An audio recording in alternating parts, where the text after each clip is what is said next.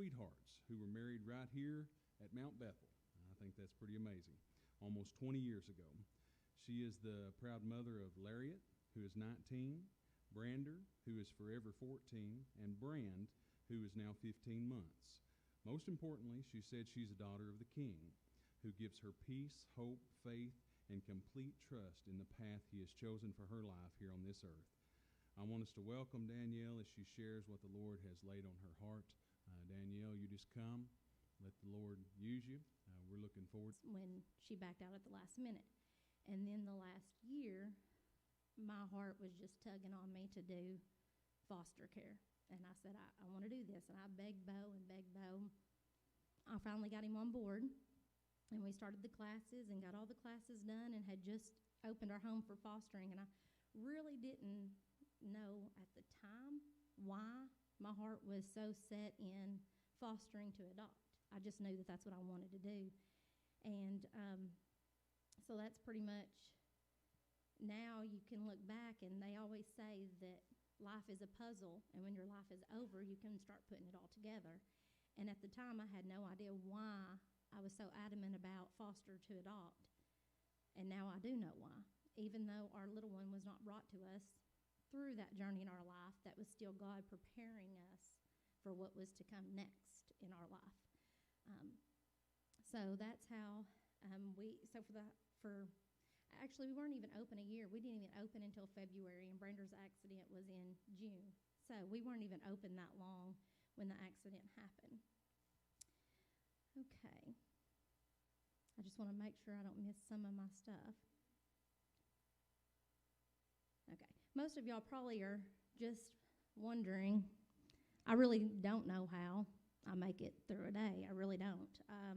At the beginning, I'd wake up in the mornings and put my feet on the floor, and I thought it was Groundhog Day, and literally Groundhog Day movie played in my head over and over, and I just couldn't believe that it was real. And I don't know that it'll ever sink in and be real to me, but I know that you can go in a very dark hole, in a very dark place, if you don't just wake up every day saying, thank you, Lord, for the breath that I breathe. Let me make the best out of today. Because it's very easy to go in that dark hole. And just like I posted the other day on Facebook, something that a friend had sent me, and it really hit home for me, and it said, an idle mind is the devil's playground. And that is so true. If you sit around and think about things, you can think about anything. Everything's always worse, really, than what it is.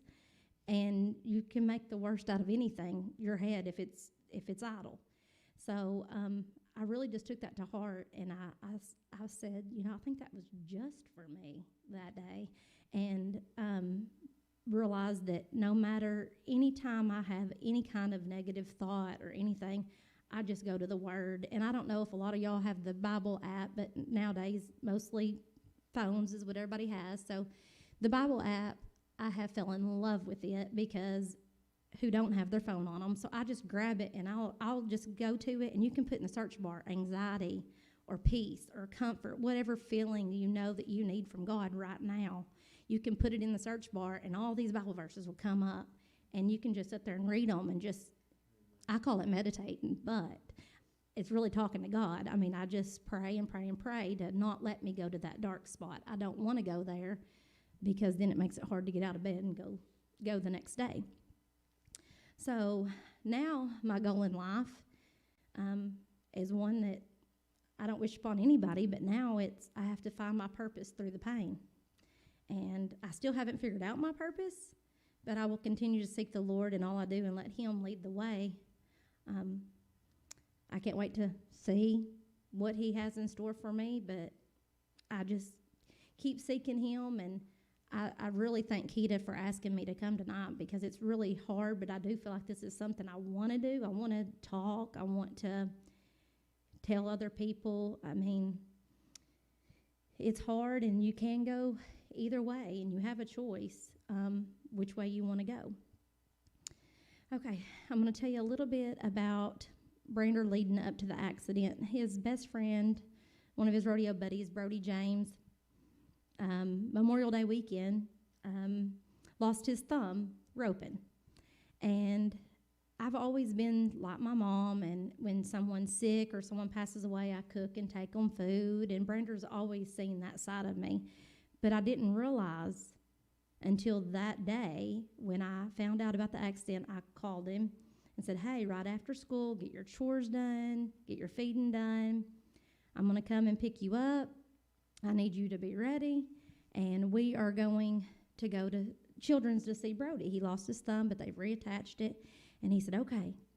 So I went on my lunch break and bought a big old pail of Cheetos and everything that Brody liked, Cheetos and Slim Jims and all that stuff. And so Brander had to rush after school that day. And I got home and I said, you be ready, jump in the car, let's go. I don't want to be out all night. So I pulled up, he jumped in the car, and we start to Children's, and he said, I'm hungry. I think I'm going to open this. And I said, you can't open that. That's for Brody. And he said, Brody would not mind. I said, you're right. Brody wouldn't mind, but you still don't do that.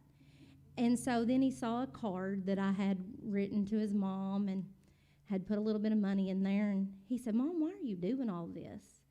And then it dawned on me, he had never experienced anything like this. He's always seen me cook for people and take food to their houses. He's rode with me many a places, but he's never experienced a tragedy before of having to go see someone in the hospital, sick, hurt, besides Nana and Papa when they were in the car accident. And so he just sat there for a minute, and I knew, because I know Brander. Zach knows Brander. Brander, you could read like the back of your hand, but he's just sat there, and I could just see his little brain spinning, and I knew what he was going to say because I just knew. And he looked at me. He said, Mom, do you think if anything bad happened to me, if anybody would show up? And I looked at him, and I said, of course they would, but let's please not think like that. And so we left it at that, and that was Memorial Day weekend. And then on June the 13th, that came along, and that's the day that we lost our Brander. Brander and his cousin, Katie Herndon, actually share heavenly birthdays. And Leisha Harlan, she also does too. But the year before, on June 13th of 2018, we lost Katie in a car accident. And things are just crazy. The way things happen, it just makes you go, wow. The night of Brander's accident, he was actually wearing his Live Limitless Katie Herndon t-shirt. And I still have it where they cut it off of him. And I thought, you got to be kidding me. What are the odds of him wearing her shirt and they lost their lives? They both share a heavenly birth date. And it's just coincidence, but it's still one of those that's pretty powerful to you. And honestly, I'll never forget when we lost our Katie, that when I rushed over to Chad and Katrina's house, I said, do y'all realize this is the first tragedy our family's ever experienced? We've never experienced a tragedy in our family. We've lost loved ones, but they've all been sick, expected deaths. And so it was tough on the family to lose Katie, and then exactly a year later, Brander gets to join her in heaven. And that was rough. And also, leading up to June 13th, which it all starts making sense. But on, I don't know how soon before it was, but it was pretty close around, right before Brander passed.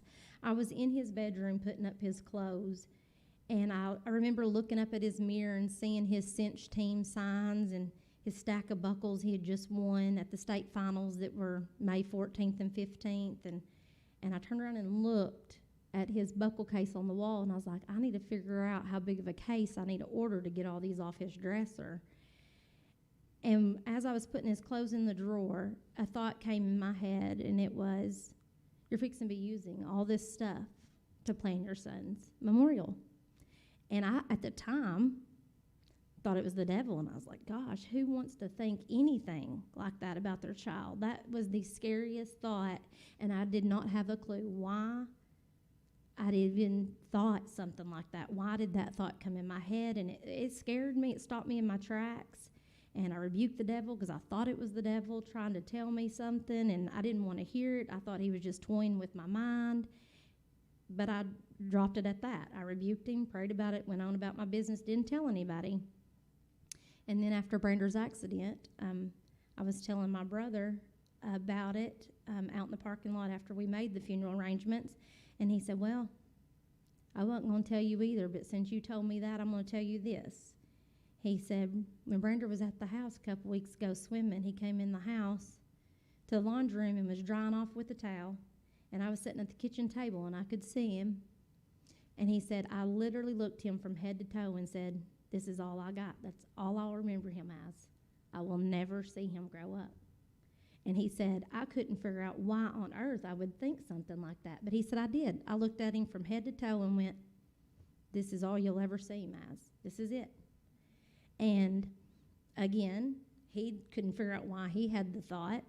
I couldn't figure out why I had the thought. And I do think it was just God trying to give us a little something to tell us. I'm fixing to be your comforter. I'm fixing to be your peace. And you're not going to get through this. I'm your only strength. And if you do not give it to me, you're going to fall in that dark hole and you won't get out. And I just feel like it was God for sure trying to prepare me in an oddly sense, but it was just something that he gave me because of that life puzzle that I could go back and look and say, oh, that was actually God trying to knock on my head, trying to talk to me, trying to get my attention, just trying to get my attention. He wanted me to listen to him. He wanted me to be still and listen. And that's, to me, the biggest thing that the devil is so deceiving, that he is so, things are so tempting that he does that you want to do. And that, to me, showed me a lot of, I thought it was the devil, but now I know who it was. But that's how easily deceiving the devil is. So now I want to tell you about June the 13th. It was a crazy week. That week, the June 9th and 10th was his Little Britches finals in Searcy. And we had the award ceremony on that Sunday. And I told Brander plain as the day. He didn't listen sometimes. But I told him plain as the day, I said, no one's coming home with us. Do you understand? I know it's summertime, but we leave next week to South Dakota. And I said, I got to get the horse trailer packed. I got to get the horse trailer cleaned. No friends. Got this? Understand. This was before we even got out of the car. This is the whole way to Searcy. Trying to get him on the page, same page I am. And so before I know it, we're loading up, and here jumps in his buddy Kaysen. And I was like, oh, Brander? And he's like, he's staying with us for a couple of days. His mom said she didn't care. And he's from Jonesboro, so at that time I'm like, okay, whatever, let's go. So Kaysen jumped in the vehicle, and guess where we headed to eat? Zaxby's. So we went to Zaxby's, and we had our little early dinner, late lunch on that Sunday afternoon. We come home. Well, I had to work that Monday through Friday, and Bo had to work Monday through Friday.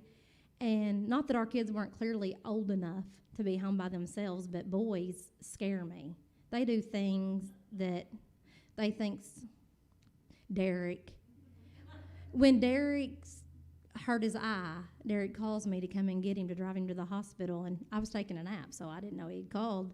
And I woke up, and he drove himself to somebody to take him to the hospital when the tree limb got him.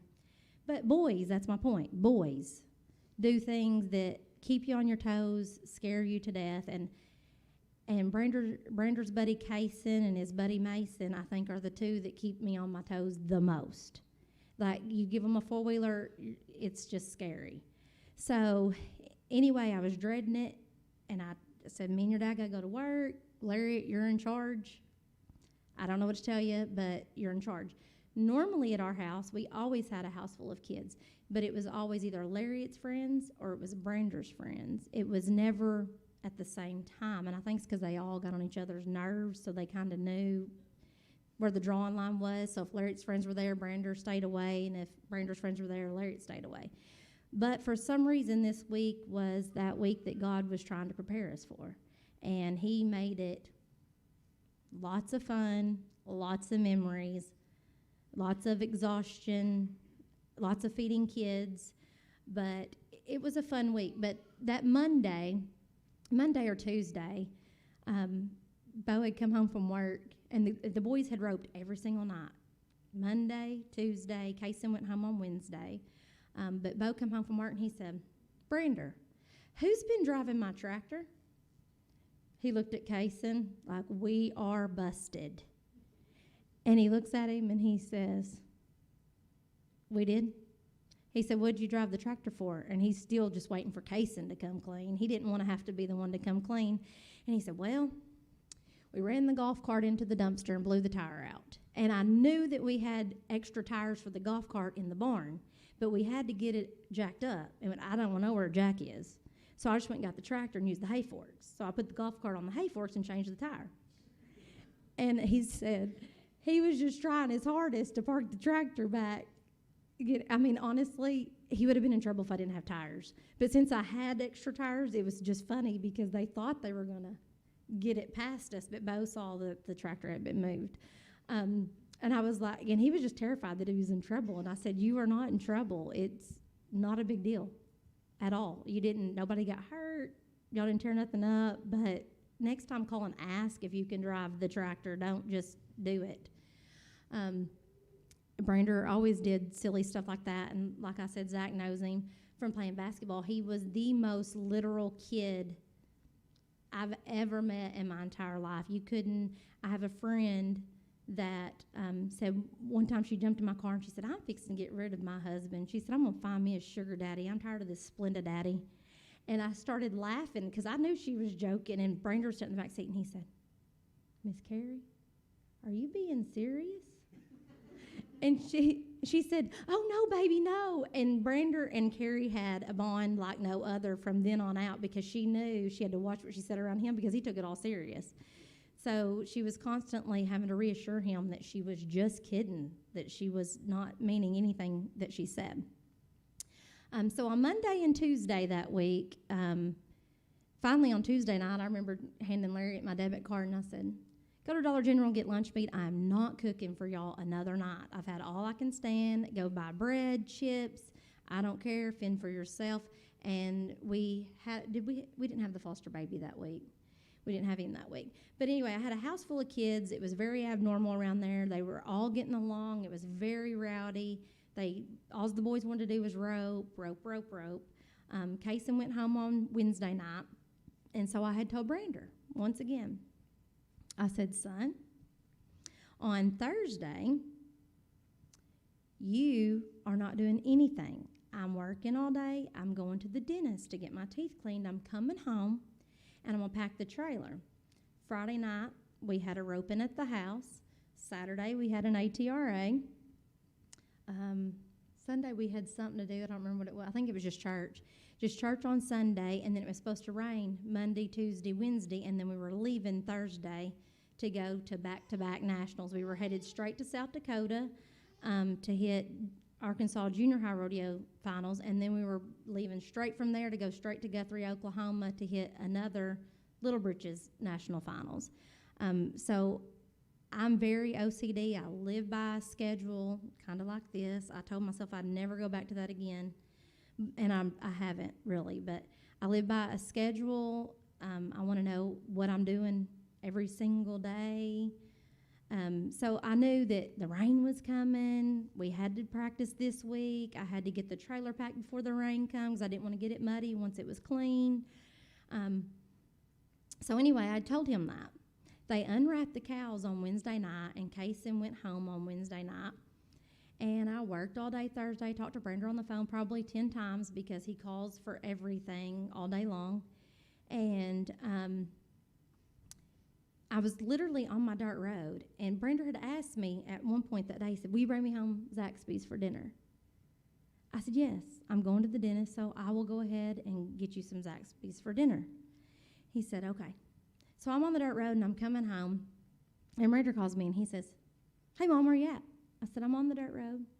And he said, "Did you bring Zaxby's?" I said, "Yeah, I did." And he said, "Did you bring enough for Drew?" I said, "Drew? I said, I thought we weren't roping tonight. He said, well, I know that we unwrapped the cows last night, and we weren't going to rope, but me and Drew talked today, and I've already got all the cows up. They're already wrapped. The arena's ready to go. And I said, Brander, I needed tonight off to get things done because we rope at the house tomorrow night. We got a rodeo Saturday, church on Sunday. I don't have time for this mess. So anyway, I said, well, guess what? I said, what time's he coming? He said, 6:30. I said, well, it's just 5:30. So I'll bring you Zaxby's. You got time to eat. But next time, give me a heads up, and I'll bring Drew some dinner home too. So I got to the house, and earlier that day, Brander had called me, and I knew he was being awful sweet. Like, just, is there anything he could do extra? And he had a list of chores that he was just like me, very OCD. Everything had to be done perfect. Everything was done right. So I never had to tell him to clean his room. It was spotless. And if you walked on his carpet, he would say, who come in my room? Because he knew. He slept on top of the covers so that they didn't get messed up. He was very, very, the cleanest boy, the neatest boy I've ever seen. But anyways, he wanted to know if there was anything else he could do for his mom that day. And I said, yeah, you and your buddies have trashed my concession stand. Get it swept up. Get the mud out of the floor. That's what you can do, and take the trash out. So I pull up, and Brander was at the concession stand. He had his air conditioner going, and he was eating his popsicles. And I walked in there to hand him his Zaxby's, and I looked down at the floor. As soon as I walked in, I looked at the floor, and I looked at him. And I looked at the floor and looked at him, and he went, oops. I said, I asked you to do one thing today. That was it. One thing. Sweep that floor. And you forgot. You've had all day long to sweep this little 10 by 10 room floor, and you forgot. He said, I promise I'll get it done. I said, you better not go get on your horse, tractor, nothing until your chores are done. You can eat your dinner, but I'm going to go to the house and give Lariat and Dad their dinner, eat my dinner, pack the car, drive back down here to load the horse trailer to try to get some of my stuff done while you practice. And I said, but that better be done when I come back in here. And he said, yes, ma'am, and gave me the biggest hug, the biggest kiss. Even though he knew I was ill, he still was very thankful for his Zaxby's. Gave me his hug and gave me a big hug and a kiss and told me thank you. And so I left, and I went up to the house. I got me a load of stuff, and Bo actually never even came to the house because he ended up working late that day, and I think he just stopped out at the arena because his dinner was still on the bar. He never ate his dinner. But anyway, went to the house, loaded up everything, headed back to the arena, and I remember pulling up at the arena. Brander loved pickle pops. So I buy these gallon things of pickle juice off Amazon that's just straight pickle juice, and it's the best stuff ever. And so I had bought all these pickle juice and these little containers to pour it in, and Brander was like, I need my pickle pops made before we get on the road. So when we stop at gas stations, I can go get me one and eat it on the way. I was like, whatever.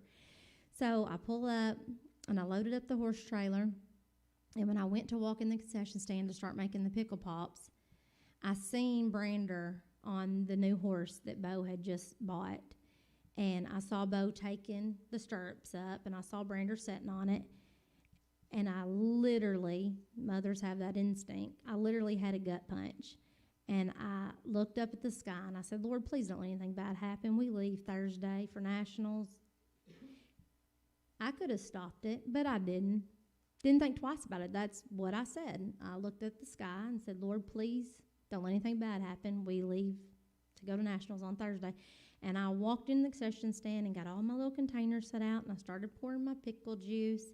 And Mr. Lynn come running to the concession stand and opened up the door, and I thought he was going to pass out. He was white as a ghost, and he said, Danielle, we need you. And I knew immediately because I just had the feeling. I just had that gut feeling. And I said, is it Brander? And he said, yes.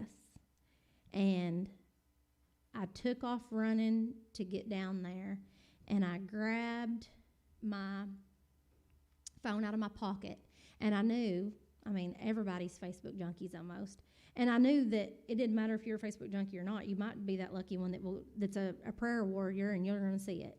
So I just posted as fast as I could. As I'm running, I put, pray now. That was it. threw it back in my pocket, and I took off. And when I got down to the heel box, Brander was laying there on his side, and he was barely breathing. And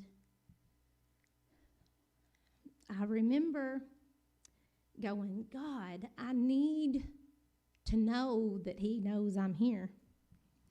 So I got down there beside him, and Brander was my prayer buddy. I mean, if he even had a bellyache, and really most of it was just he thought he had a bellyache. I don't know why, but he went through that phase for a while. Like every night, Mom, my stomach hurts. Will you sleep with me? And this was just like the year before. So he never outgrew being my baby and stuff. But anyways, I was like, God, I need to know that he knows that I'm here, because I knew that he was barely breathing. He was struggling to breathe. And I knew that mine and Brander's strongest connection was prayer together. So I got down on my knees and I grabbed his hand and I said, Brander, I said, I just need to know that you know I'm here.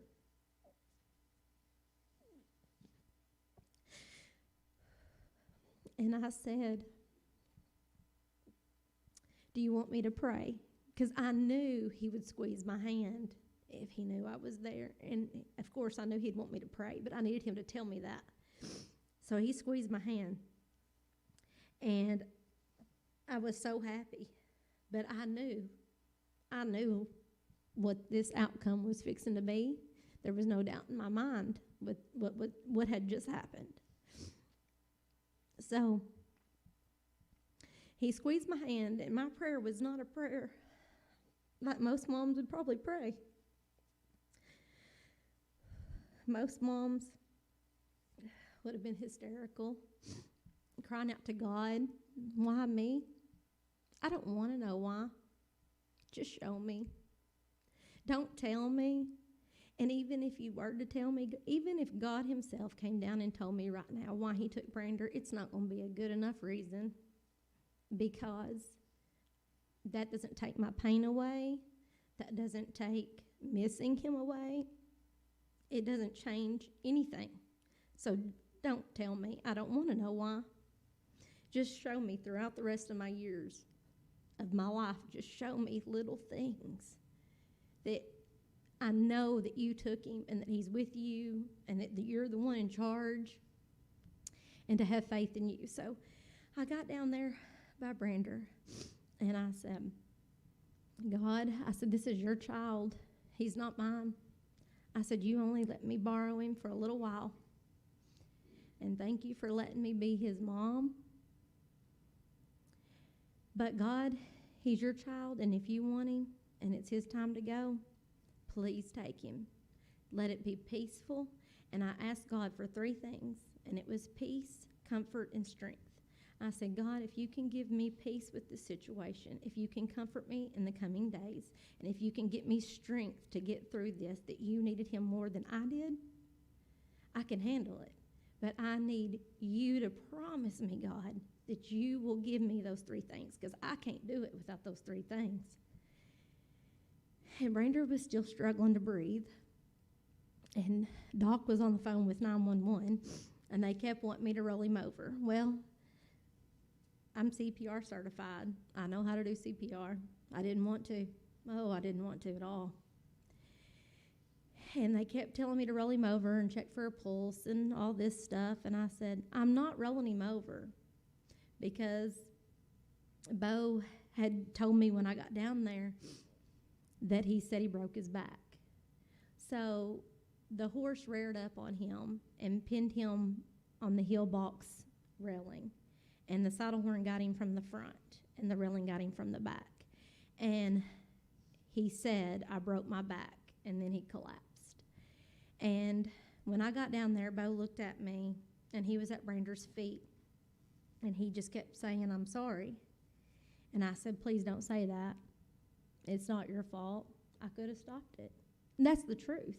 I had the gut feeling when I pulled up, but guess what? It did not matter what I did that day. It was Brander's day to go home. So it doesn't matter if he had been walking across my cattle guard and would have fell and hit his head. It was his timing. It was God's will. It was God's way. And the biggest comfort I have in that is knowing that he died doing exactly what he loved. How many people get to say that their loved one died doing exactly what they loved, just trying harder and loving every single minute of it? And the whole point of him getting on the horse that night was, it was a new horse, and he just wanted to look macho, honestly. He was just like, yeah, let me ride that horse. That night, it was just him and Drew practicing, and Brander's the header, and Drew's the healer. They had finished practicing. And Drew said, I want to head a few. And Brander said, okay, I'll heel. And Bo said, no, you're not heeling off your two horses. They're working perfect. You can't mess them up because he obviously is the header at Nationals, not the healer. So he said, no. He said, you're not going to mess them up. They're ready to go to Nationals. We can't get them confused at their job. He said, well, get off your horse. Let me ride it. And, Bo's like, okay. I mean, do you think you want to ride the new horse? Go ahead. So he let him, and they didn't even get to rope a steer, and the accident happened. But when I was down there by Brander, and Bo was telling me he was sorry, I just told him, don't ever say that again. It's not your fault. This is God's will. And as Dog is on the phone with 911, and they're constantly telling me to roll him over, check for pulse, do CPR. And I knew, and I honestly was very calm and collective, and I finally just yelled at Doc and said, tell them I'm not rolling him over. He said he broke his back. I know not to do that. I know that he's barely breathing. CPR is not going to help at this point. And I knew that, so I wanted every minute I could get and every moment with my child right then, right there, because I knew that I couldn't save him. I knew that he was fixing to take his last breath. And so I had the moment with just crying out to God and telling him that he's your child. If you think that you need him more than me, then take him. He's yours. But you just have to get me through this, and I will lean on you every step of the way. I want you to guide me and lead me. I don't want to do it on my own. And I told Brander, I said, Brander, I actually asked Doc, because he was still on the phone and still telling me what the 911 dispatcher was saying, and I felt like it had been forever, and of course it probably hadn't been that long at all. But I finally said to Doc, I said, what's the ETA? And he said, they're on the dirt road. And I said, Brander, I'm going to roll you over. And I said, God, please do not let my baby let out any kind of a scream, pain, discomfort. Don't do it to me. That's when I will lose it. I can stay strong as long as this is peaceful. I asked you for peace. I need peace with the whole situation, the whole understanding. Just give me peace. And I said, Brander, I'm going to roll you over. I said, but let me tell you something, son. I said, if those angels are here to get you and the Lord's calling your name, there is nothing here worth living for. Nothing. I told him to go. I said, son, if they're here, go as fast as you can go. And I promise you one thing. This will be my last promise to you, is that I will see you again someday. Brander squeezed my hand one last faint time. And when I rolled him over, he took his last breath. And I knew that's what was going to happen. So I started doing CPR. I knew they were fixing to be there. So as soon as I rolled him over, he gave me the last faint bye. I rolled him over. He took his last breath. And I started doing CPR. And I will never forget when the first responders pulled up and who it was. And it was Dale Pierce Jr. and his son Chase. And Chase and Brander were good buddies. They were in the same grade, had played basketball together. And I remember seeing the look on that poor boy's face, looking at me like, oh my gosh, I thought it was just going to be a broke leg or something. And I remember how gut-wrenching it was, just me having to see another child see what he just seen. And I tell him all the time, I wish I could take that away, because my heart hurts every time I see him, just because I know what he's seen, and that he'll never be able to take that out of his head. He'll never forget it. But they came and took over on the CPR, and MedFlight landed out in the pasture, and they told me, Mr. Josh Davis with AirEvac told me that they could not fly him like this. And they had the metal chest compression thing doing chest compressions, and I said, okay.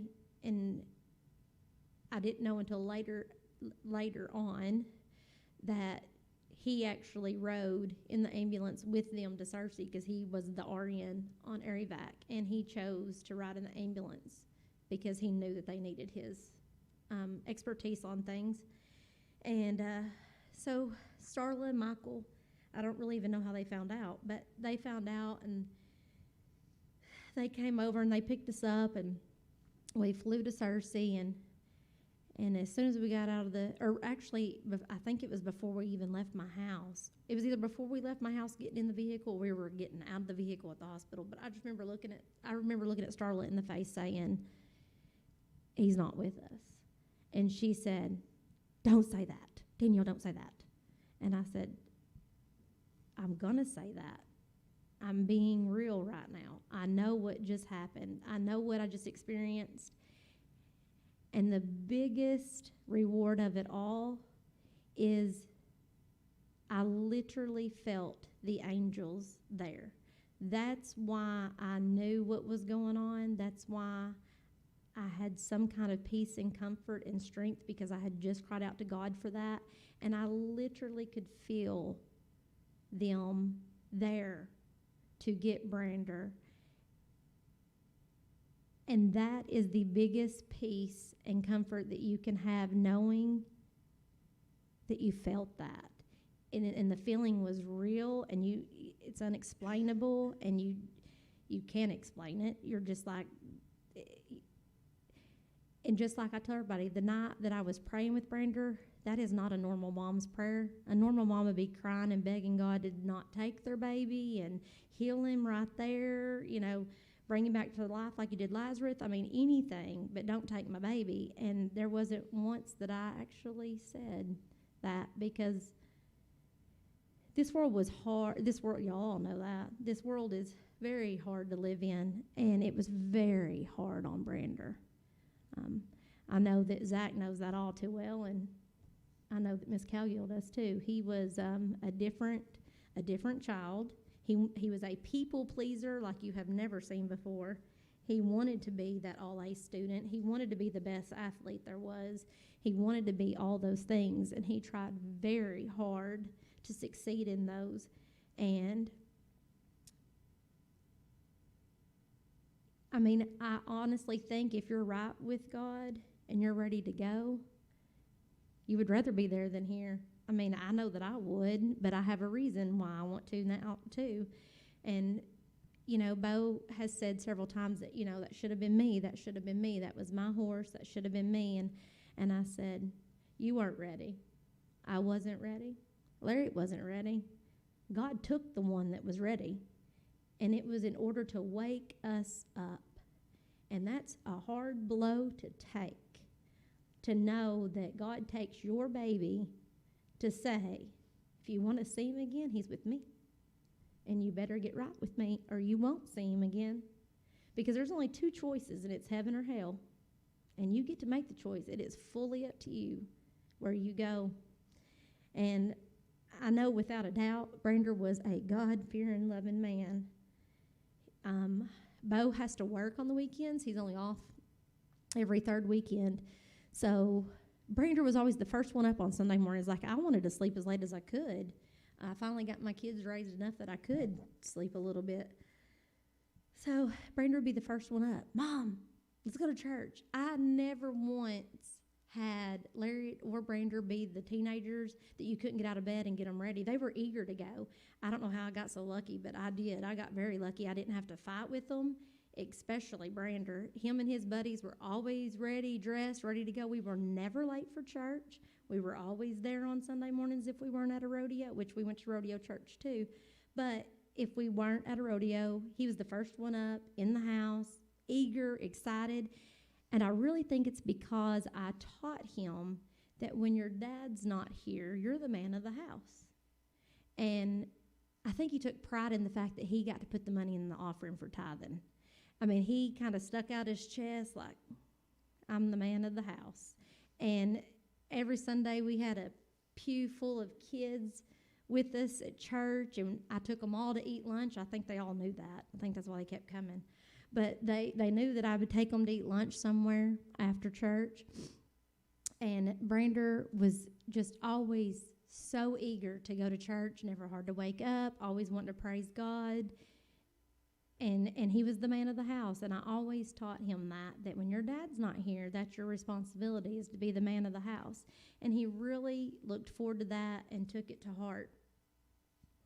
But I know most of y'all are probably like, how do you get up and go another day? And I will say, I'm just trying to find my purpose through the pain, and I still haven't figured it out, but I will someday.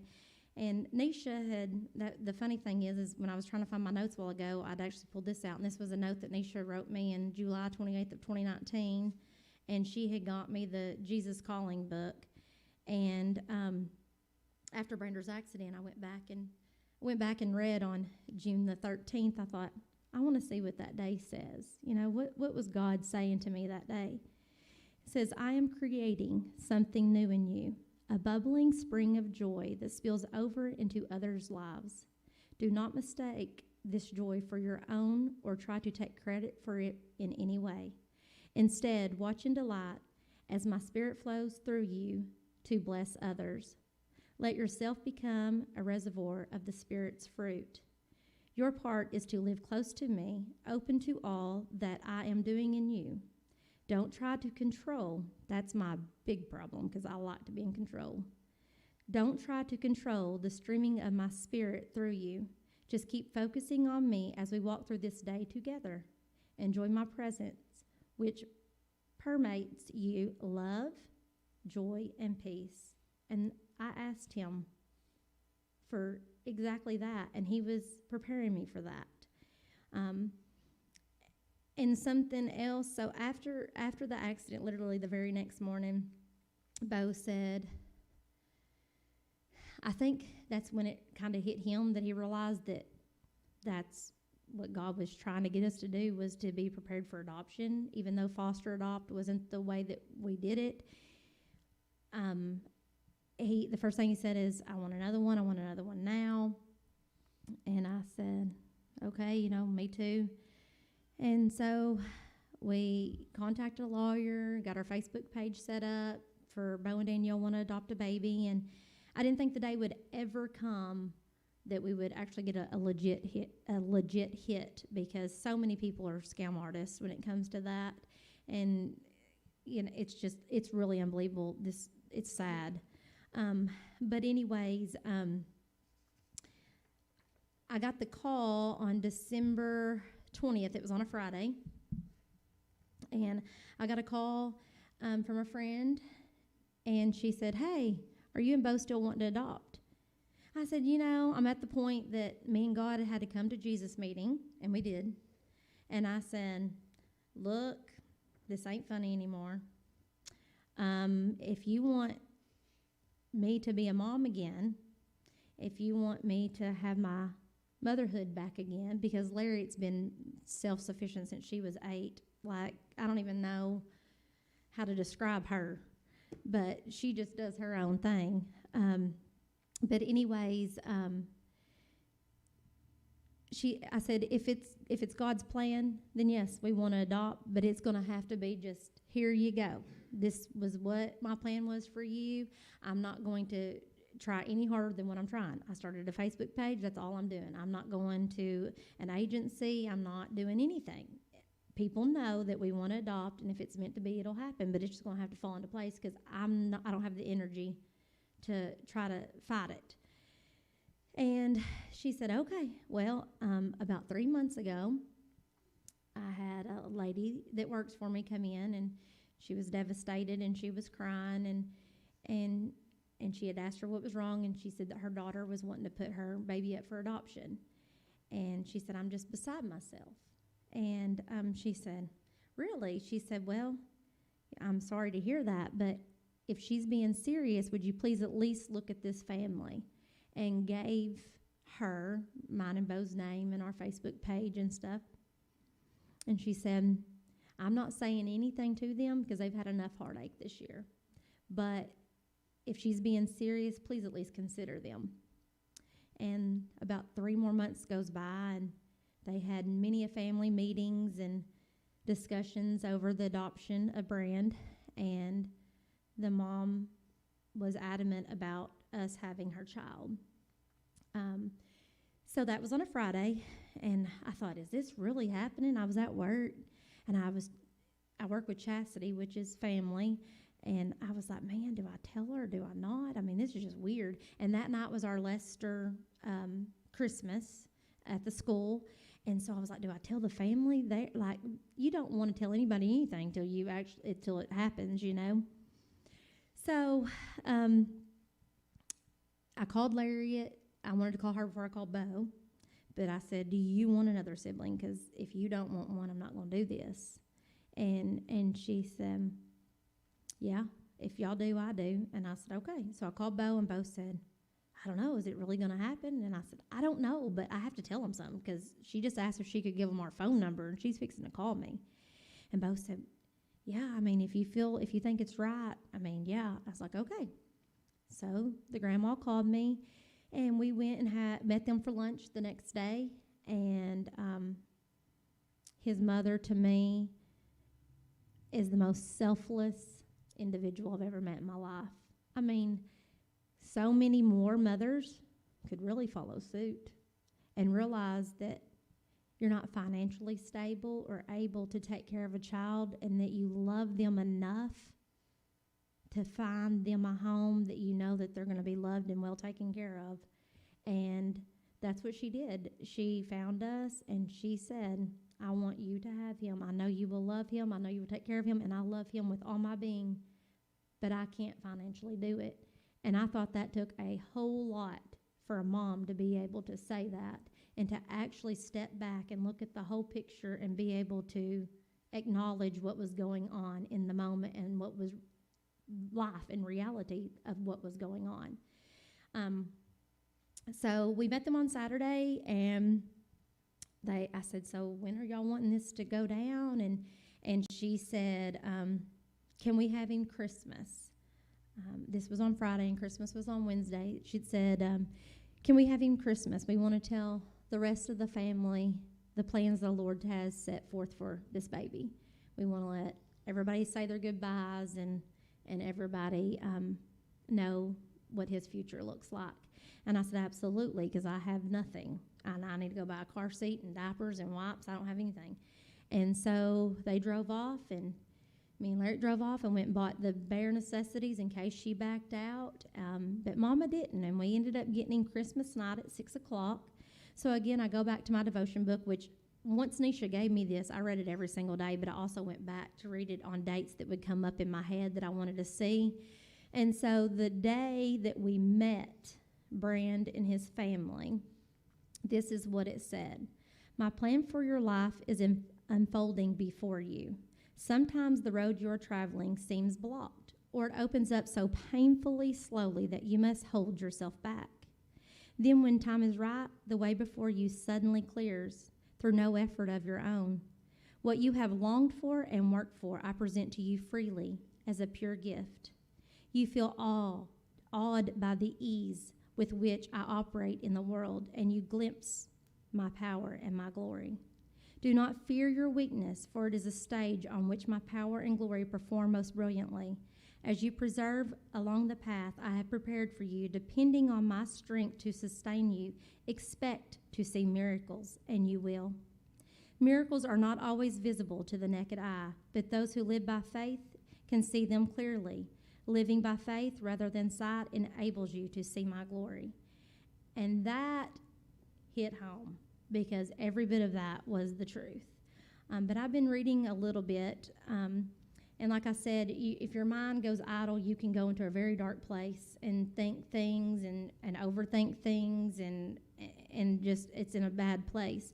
And so I've been trying to find scriptures and stuff that I can immediately rebuke those thoughts out of my head and grab my phone and find scriptures that'll get me through.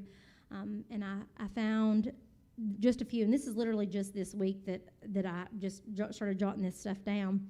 But the Lord is close to the brokenhearted. He rescues those whose spirits are crushed, Psalms 34. The Lord gives his people strength. The Lord bless them with peace, Psalms 29. I cling to you. Your strong right hand holds me securely, Psalm 63. Are you ready? God promises to have a place prepared for you, John 14. There is more than enough room in my Father's home. If this were not so, would I have told you that I'm going to prepare a place for you? When everything is ready, I will come and get you so that you will always be with me where I am. I am leaving you with this gift, peace of mind and heart. And the peace I give is a gift the world cannot give. So don't be troubled or afraid. Knowing Brander is with the Almighty Creator is my peace.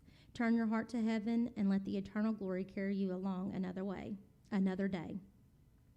We can celebrate knowing that every difficult journey draws us closer to Christ and his everlasting kingdom. Be thankful for every day. It's a new day. Start new, ask for forgiveness, and wash away those sins from yesterday. Live for God. He's the only one that matters, and heaven is the prize. Keep your eye on the prize. It will be here before you know it, ready or not. Losing a child is a unique kind of sorrow. There is really nothing like it. Time certainly will not heal this wound. However, you can choose to do something about your pain. I didn't have a choice when I lost my precious Brander, but I do have a choice right now. I could turn away from God and walk down the road of wrath and bitterness. I had more than enough pain and anger to make this very tempting. Or I could turn toward God and begin the long, ragged road of grieving next to the only God who promised many things to me. Peace and joy seemed entirely out of reach, but there they were in black and white. I chose God's way. I chose the road of healing. It's very likely the road toward God is more difficult than the other way. The path of God is at the very end of yourself. Complete surrender to the Creator is where the road begins. You have to ask the Holy Spirit to reveal some of the promises that will put some healing balm on your shattered and bleeding heart. And I just wanted to say that's all I have to say. That's my story and my testimony, and I just get through each and every day. I've read a lot this week, and everything I seem to read keeps telling me that I am to live it one day at a time. Quit trying to plan anything major. Quit trying to live by a schedule, that I'm to worry about that day, only that day, not yesterday, not tomorrow, today. And so I've really tried to focus mostly on just getting into the Word every single day. And when I start to have a moment or something happens or somebody says something or whatever, I just try to get into the Word to try to get my focus back to where I want to be, because I don't want to live in the dark. I want to live in the light, and I can't wait to get to heaven, to Brander, and that is my only ultimate goal in life, and that should be everybody's ultimate goal in life, is to get to heaven, because you do have a choice. It's just up to you where you want to go. But thank y'all for having me.